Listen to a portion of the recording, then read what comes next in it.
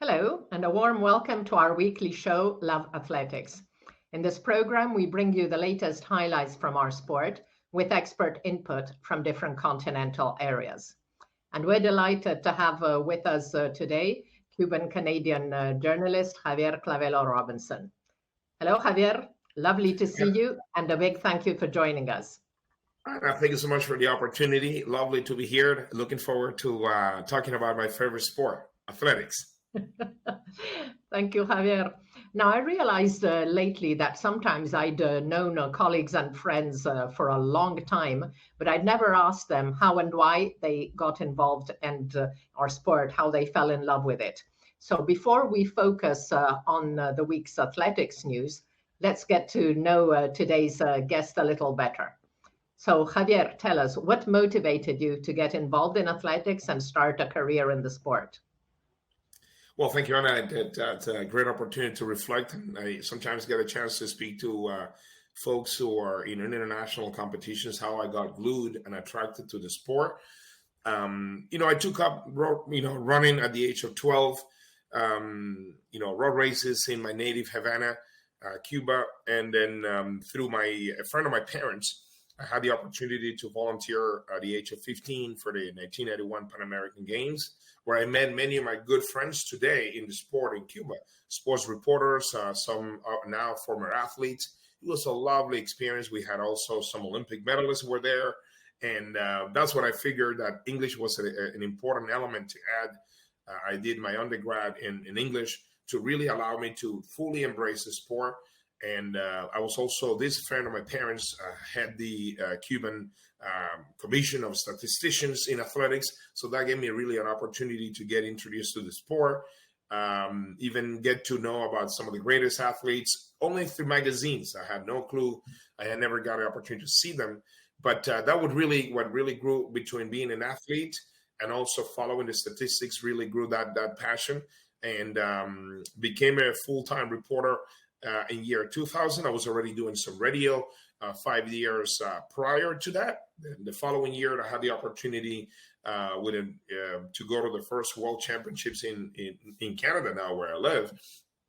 In 2001, it was a great opportunity. I was a hybrid of a fan by taking some photos with the athletes and being a reporter. Of course, seeing some of the greatest like Sergei Bubka and, of course, Donovan Bailey. I remember some of those big names in the sport. And that passion grew from there. Added a few more languages along the way. It's been a beautiful journey, and more importantly, beyond the championships and the athletes that I've seen, the good friends like Anna that I met over the years, it's just like an extended family that I had the opportunity to see every now and then through different events. So beautiful journey that I'm really excited to share. And, really grateful for the opportunity that this sport has given to me. Definitely, I totally agree with you. And as you say, it really is a community of friends and colleagues, people that you see sometimes once every 2 years, but with whom you have a real bond. And I just love that. Yeah, that was the case in my recent experience with our good friends, reporters from Jamaica. So we exchange a few ideas, because at the end of the day, oftentimes we find ourselves in foreign countries. So we always exchange tips on how to navigate certain things, from the basics, transportation. But it's just the bond that we would reflect, and then the humanity that is in it, beyond our respective roles that we had in these events. It's just that we're all human beings when we can exchange, learn about each other, our respective countries, cultures, and that's what it really gives you, that unwritten wisdom or opportunities that you don't see otherwise, beyond what you see on the big screen at big competitions. So that's obviously a privilege. It's been a 20+ year journey, and looking forward to extending that and continue to live in the passion for athletics, across the globe. Thank you. And Javier, what were your 3 favorite athletics moments in the course of your career? Well, I remember certainly the first World Championships. Obviously, that's unforgettable. I had the opportunity to go back to Edmonton, the first time the North American country or city hosted the World Championships back in 2001. I was 24 turning to 25 then. So I was actually confused because I was wearing the Cuban national team gear. So people thought I was an athlete. And oftentimes that was more of track, but certainly the performances by some of the Cuban greatest athletes that some of them would retire later in the 21st century. Ivan Pedroso winning one of his 9 world titles indoors and out. That was actually his last world outdoor title. Ivan Pedroso, Javier Sotomayor, that was the year that he retired. Obviously, I got a chance to see him compete.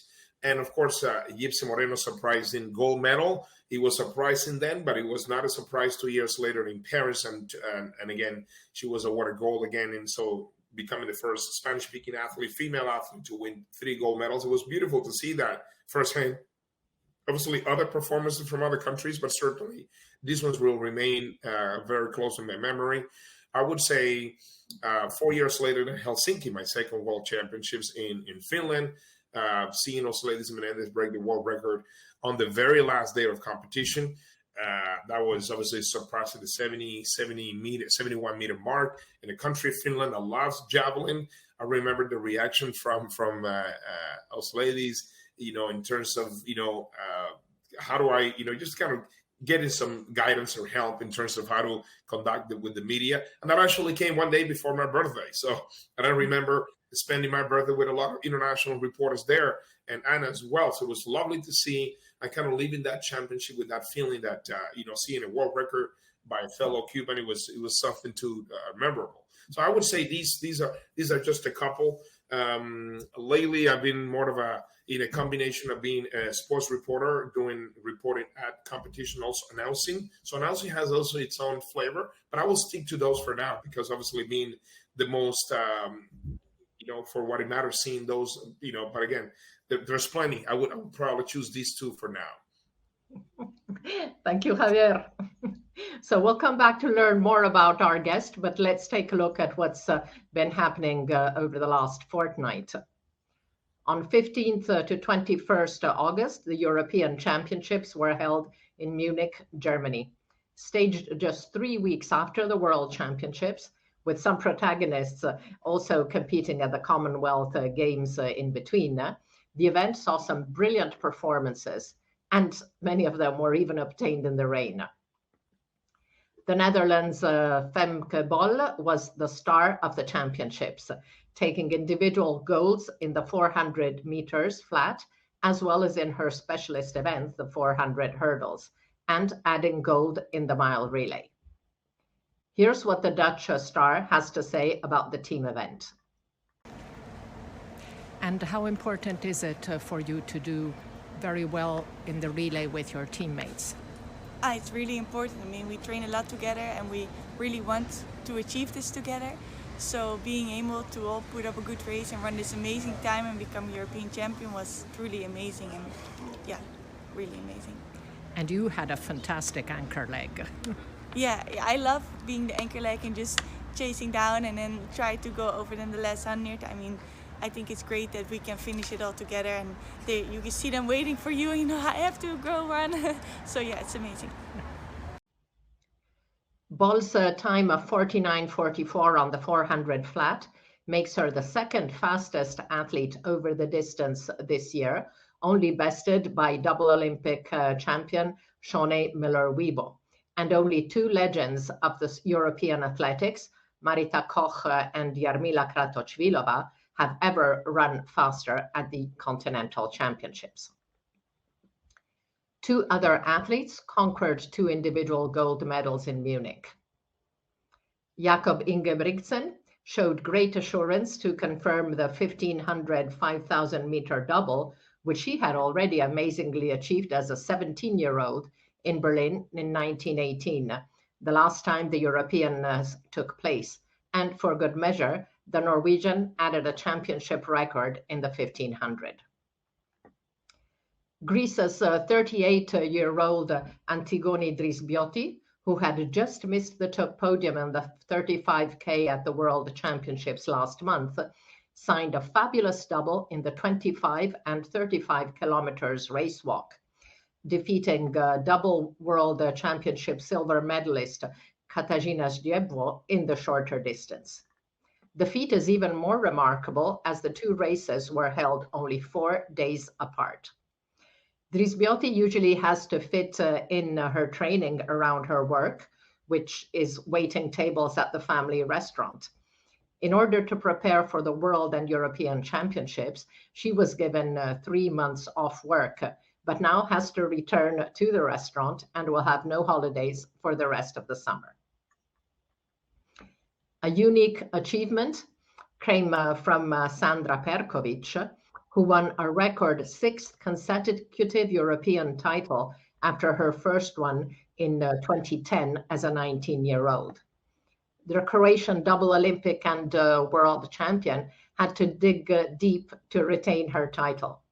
Germany's Christine Pudenz had moved into the lead in the third round and consolidated her position in the fifth round, where she improved her personal best by 1 meter to 67.87. But she could not match Perkovic, whose discus flew to 67.95 moments later for a historic victory.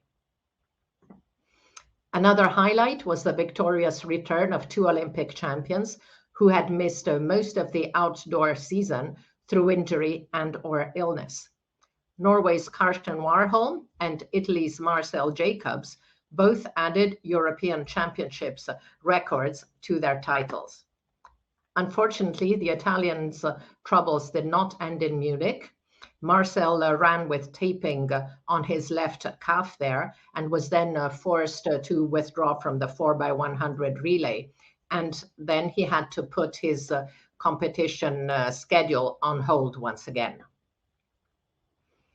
Among the gold medalists in Munich, some of my personal favorites were Wilma Murto and Luisa Gega. Finland's Wilma Murto, 24, improved her country's pole vault national record 3 times, from 472 to 475, 480, and 485 to take gold.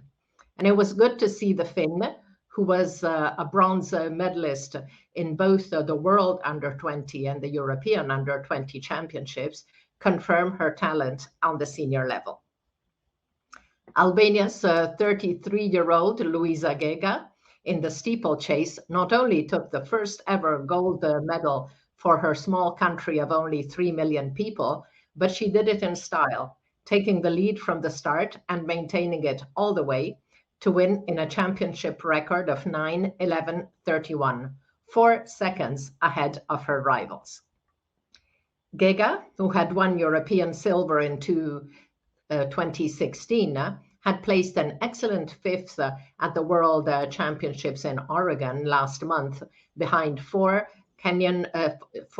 African-born athletes, knocking a huge chunk off her PB.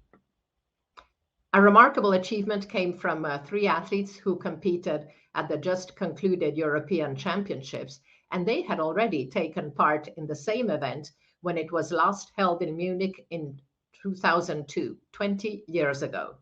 Here they are. France's discus thrower Melina Robert-Michon was 12th in the final in 20 years ago, and she was 8th in the final this time.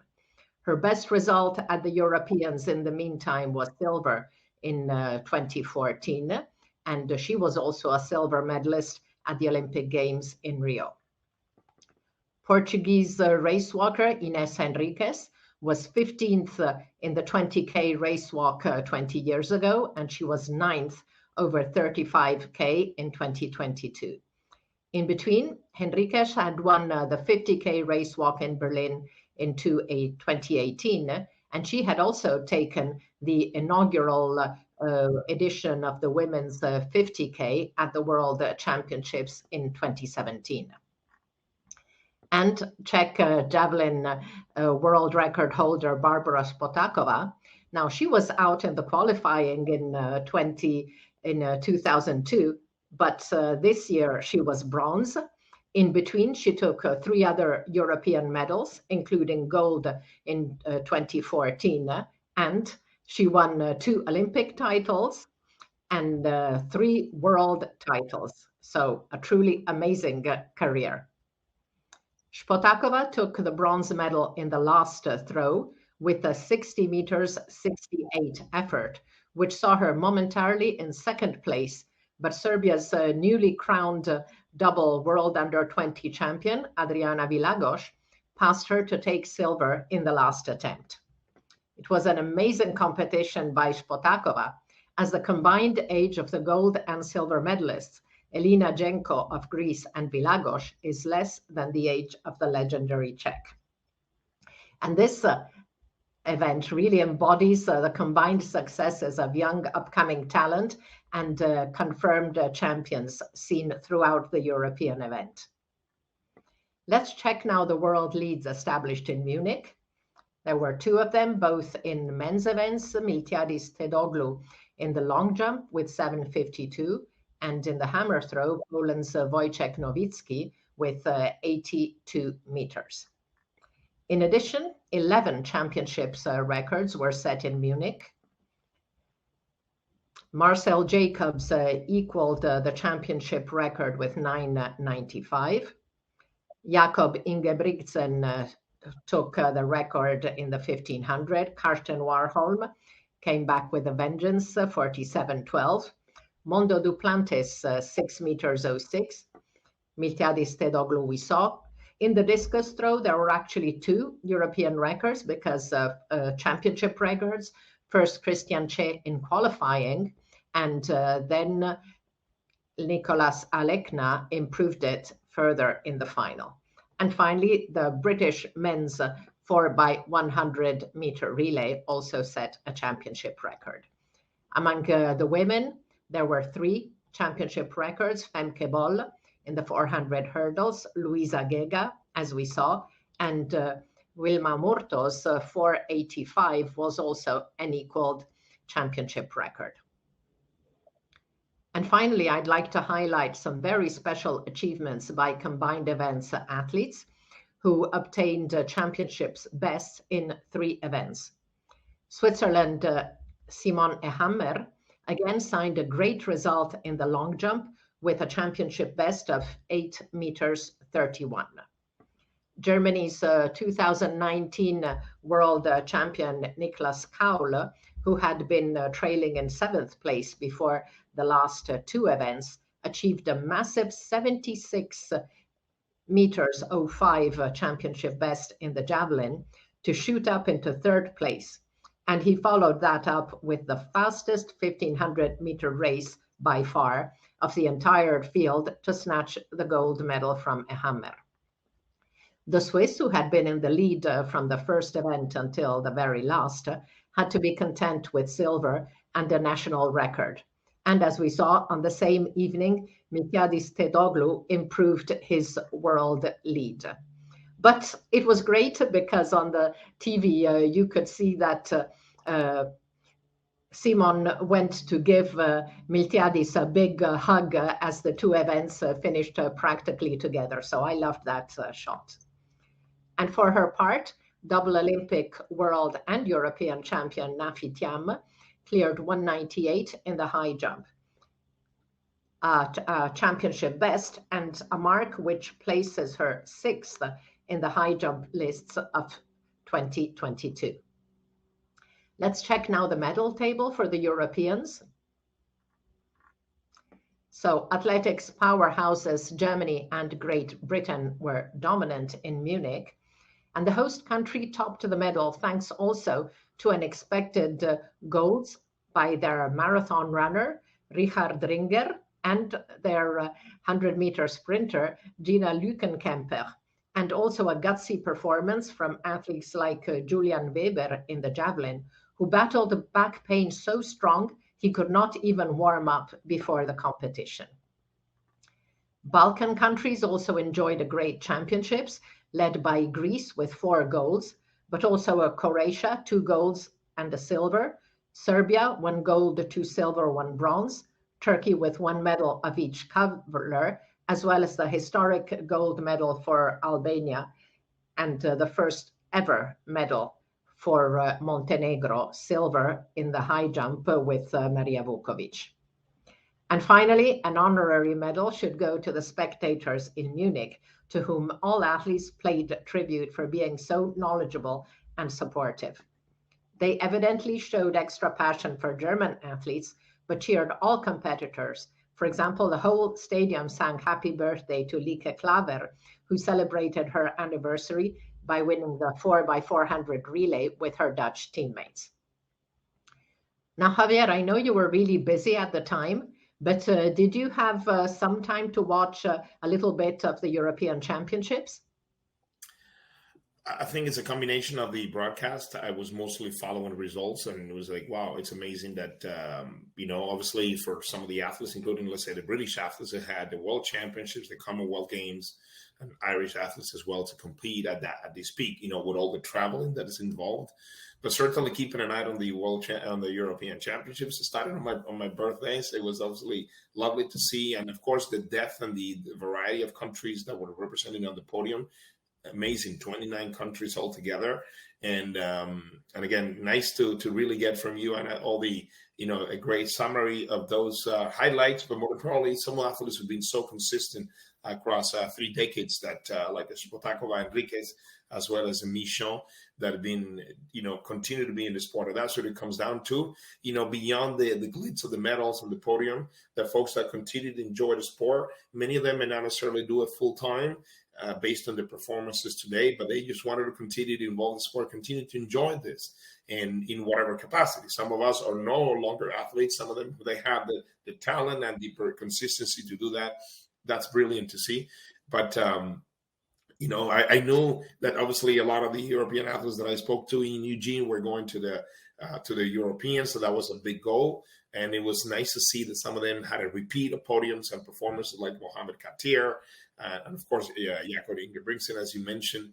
So it's lovely to see that progression that some of those athletes had within a month span, from mid-July all the way to mid-August across 2 continents. It was just remarkable. Honestly, that's unique that we would have Europeans and worlds at the same time with the world champs going first. So again, remarkable performances. Some of those who repeated and they stayed on top. Thank you, Javier. Now, of course, almost at the same time across the Atlantic, from 19 to 21st August, the NACAC Championships took place in Freeport, Bahamas. Now, before we go into details of this year's edition, tell us a little bit about the history of this young event, because it only celebrated its 4th edition this year. Yes, Anna, it's a very new event. Even the NACAC, the whole NACAC region in terms of regional championships. The first edition was held in El Salvador in 2007, and it took 8 years for the following edition to be held in Costa Rica. And it was obviously when NACAC president Victor Lopez took over following the unfortunate passing of Teddy McCook of Jamaica. So that was an 8-year span. That 2015 was really the time where we have great caliber, results in 2015. Then Toronto played host to the 3rd edition in 2018. It was actually a day when we saw Shelly Ann Fraser coming from maternity. She was there. There was a great expectation for Andrea de Grasse that could not compete on home soil, but it was a great meet altogether.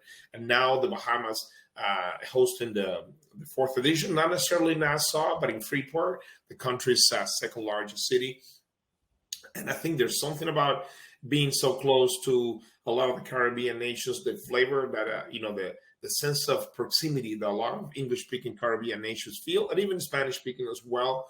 And of course, proximity with obviously the region's powerhouse, the U.S., that really allowed a lot of these athletes to excel this late in the season.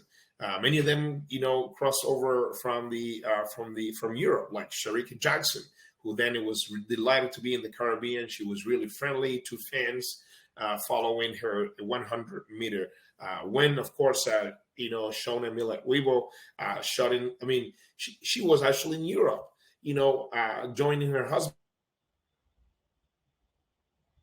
and she flew, from Germany to Washington and then to Freeport, a long haul, just to be in the Bahamas and really spend time after following her win.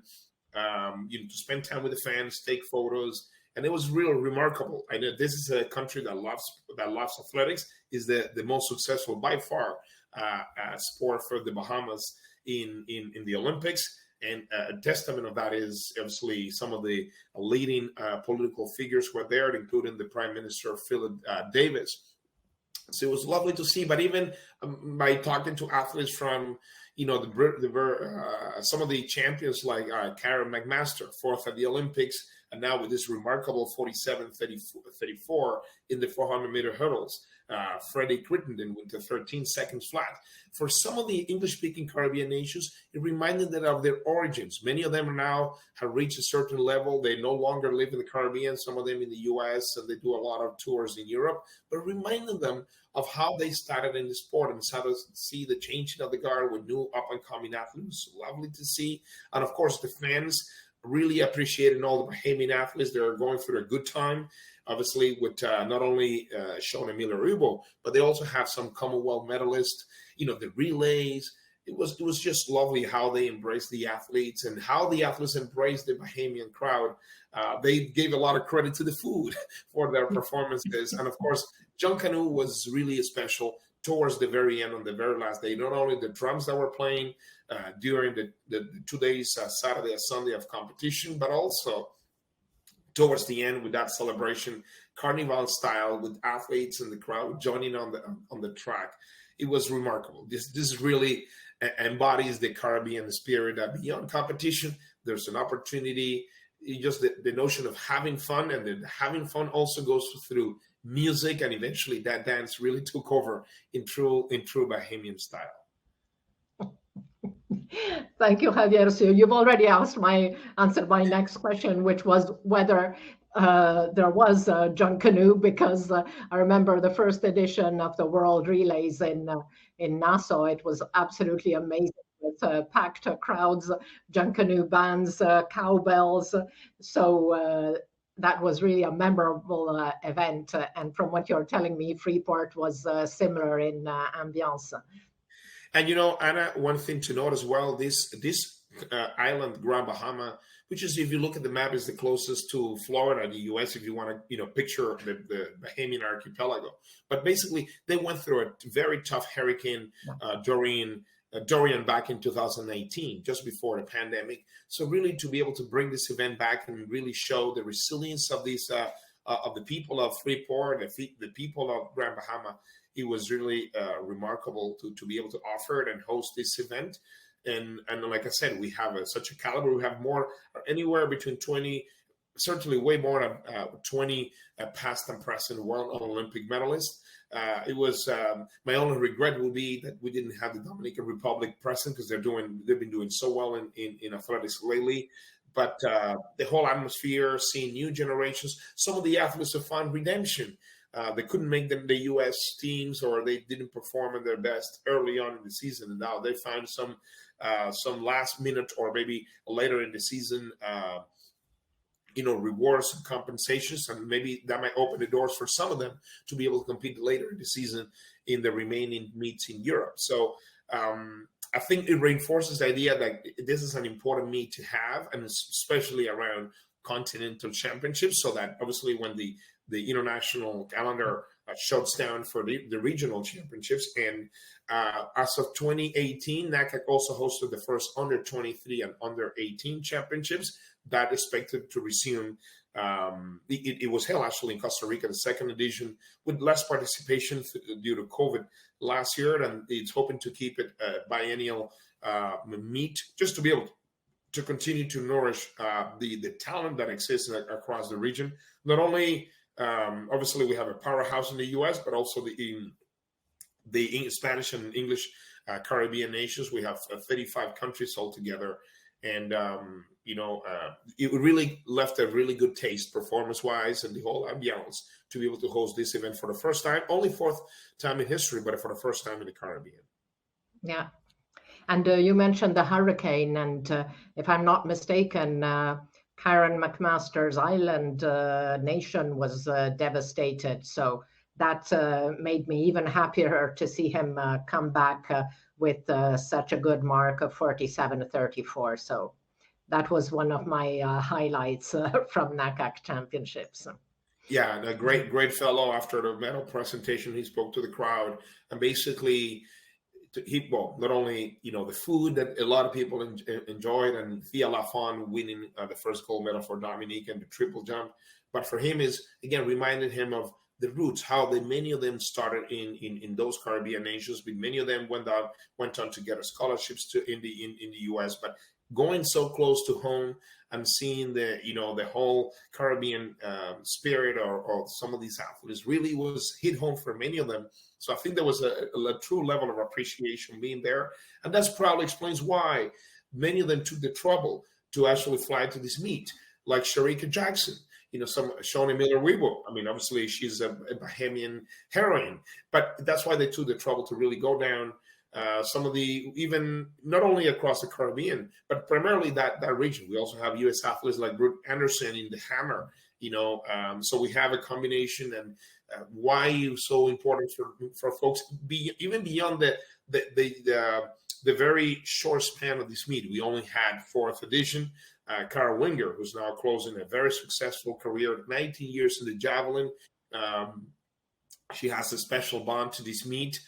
Even before she ever, took on, the world's best now with the silver medal in Eugene at home. So it's really remarkable that a lot of these world-class athletes really go down to the Caribbean. And for many of them, it was actually the last meet of the season. So they were right nice to end it on a good note and really embrace everything that the Caribbean has to offer.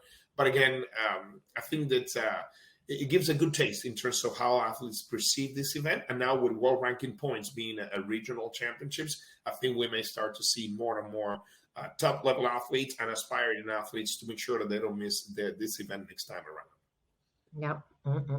Thank you, Javier. Let's check now the medal table for the NACAC Championships. So the U.S. dominated with 29 golds, 22 silver, and 63 medals in total, chalking up victories in all categories of events, while Jamaica took all the men's sprints titles and a double in the men's discus and women's 400 hurdles. Guatemala's all 3 medals, 2 gold, came in the race walk.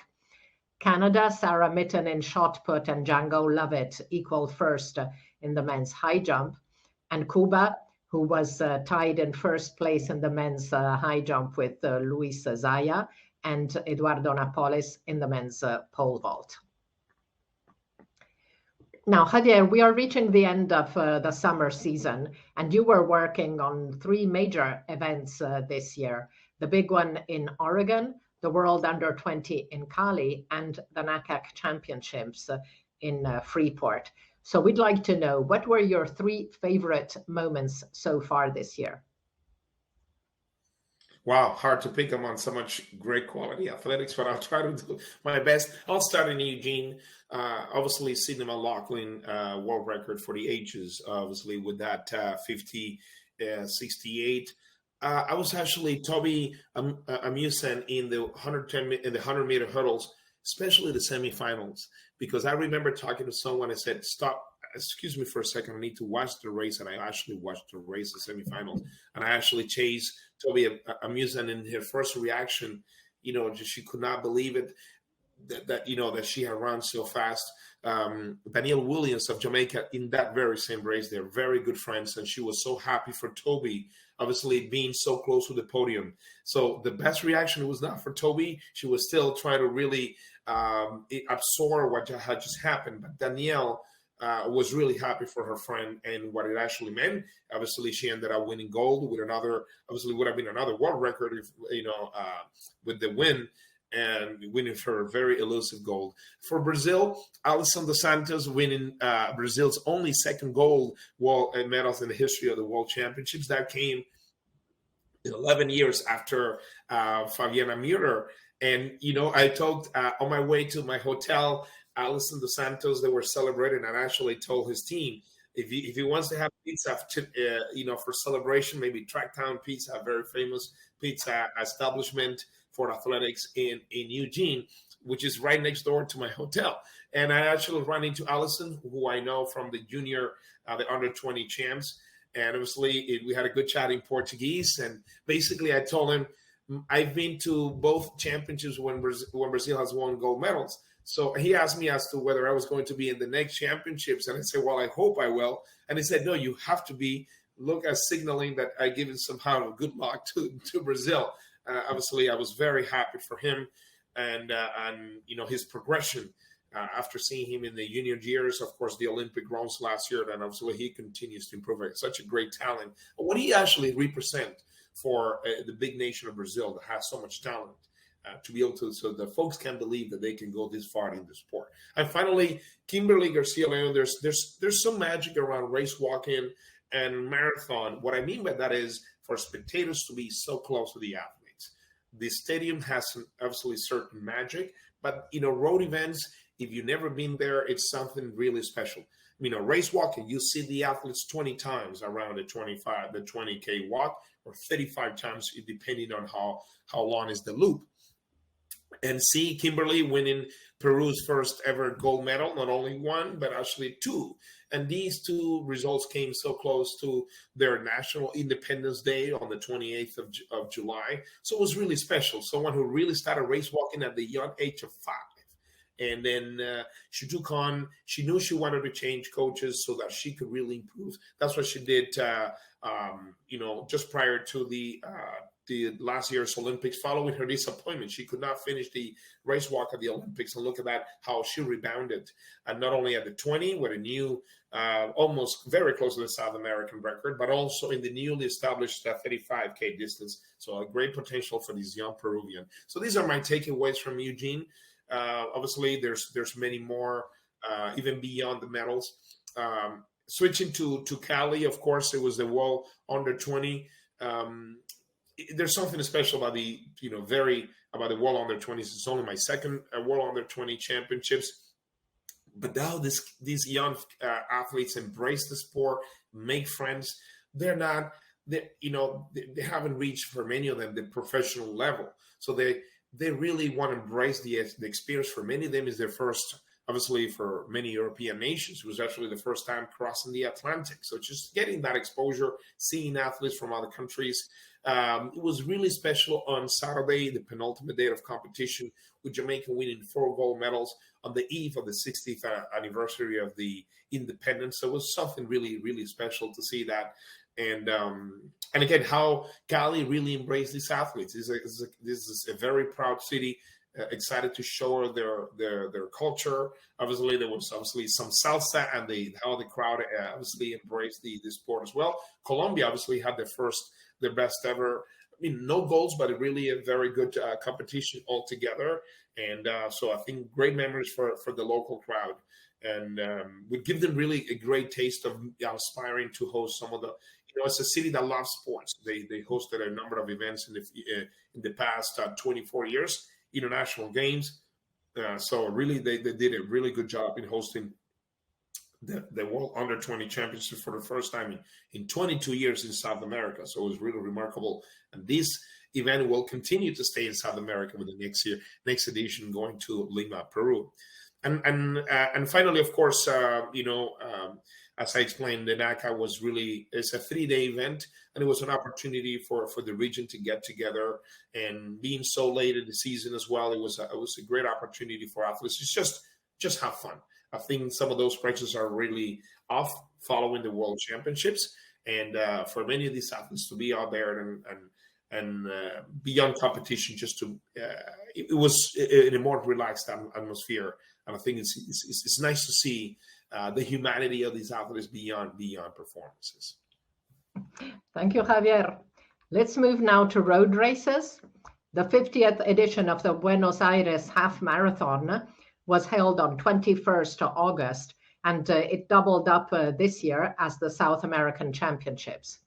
Overall winners were Ethiopia's Gerba Beyata Dibaba among the men in 1 hour 00:29, while Kenya's Irene Chepchumba Kimais took the women's race in 1:07:59.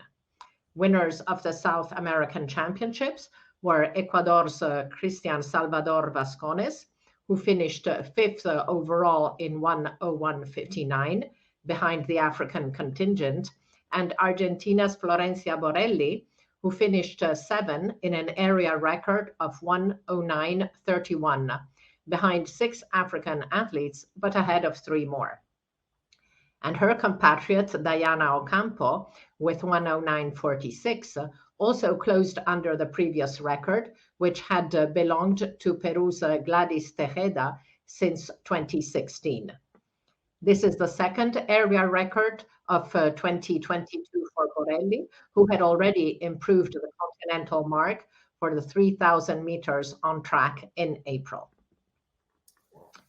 Now, Javier, I would like to ask you about the latest update on the great Alberto Juantorena, who was hospitalized on 12 August with complications deriving from a COVID infection. A few days later, I read that his state had slightly improved. What is the situation now? He's much better, recovering at home. Delighted to see that. I had an opportunity to speak, exchange messages with his son, namesake Alberto Juantorena Jr. I was actually that was actually Thursday. I got a photo from one of the officials who went to Nassau, and he actually showed me a photo of Juantorena and his wife. I saw Juantorena in Eugene. We had a good conversation, and then shortly after, I knew that he was hospitalized. Our good common friend Victor Lopez has been keeping me up to date, and it was obviously I didn't know the extent until I actually first did this medical report. Then he obviously has some artificial breathing device, but the worst is behind him, and like I said, he's recovering well. And we just send in all of our prayers for Juantorena, but the worst seems to be over already behind him, recovering at home. And I know he's someone who takes good care of his health, always been very active. So when he has the opportunity to resume some of his routine, but again, relieved and delighted that he's on the right path to recovery. Thank you so much, Javier. This is really, really good news, because Alberto is not only a legend of our sport, he's an official whose passion for the sport is intact. And one of my favorite memories ever is from April 2017, when I was in Cuba to make a presentation at the Diplomado de Periodismo, and Alberto invited me and 2 other legends, Javier Sotomayor and Ana Fidelia Quirot, to his home for pizza. This is Alberto's gym, where he keeps fit, among the photos illustrating his career and travels. So our thoughts and prayers are with El Elegante de las Pistas, and delighted to hear that he is now back at home with his family, and hopefully he'll be back in the gym soon and able to travel to many more competitions. Animo, Alberto. Let's look now at upcoming events as we reach the end of our show. Tonight we have a fabulous Atletissima Diamond League meeting in Lausanne, Switzerland, with excellent fields in every single event on the program. On the 28th of August, on the roads, Mexico City Marathon and Antrim Coast Half Marathon in Larne, Great Britain. On August 30th, 2 Continental Tour Silver meets, one in Lucerne, Switzerland, and the other in Rovereto, Italy. On 2 September, Memorial Van Damme Diamond League meeting in Brussels, Belgium. On the 4th, Continental Tour event Silver meet in Berlin. And on the 7th and 8th of September, the Diamond League finals in Zurich, Switzerland. So we're now at the end of our program. It was great having Javier with us on the show. Thank you, Anna, again for the opportunity. We still have some great athletics ahead of us on the track in the next couple of weeks. So looking forward to that. And again, thank you for the opportunity to really exchange notes, and about how busy this season has been, how positive it's been on both sides of the Atlantic with regional championships. So looking forward to the next opportunity to speak to your audience. And, a lot of our good friends from the Caribbean, they send their best regards. And now they know they will continue. They will start following the show Love Athletics on your YouTube channel. Great. Thank you, Javier. A big hug to you and to all our Caribbean friends. Thank you. And have a great meet in Los Angeles tonight. Oh, definitely. I'm really going to enjoy that. And thank you all for watching, and see you next week on Love Athletics to look together at the comments, highlights, and analysis of what's been happening in our sport over the last 7 days. Bye-bye. Thank you. Ciao, Javier. Bye-bye.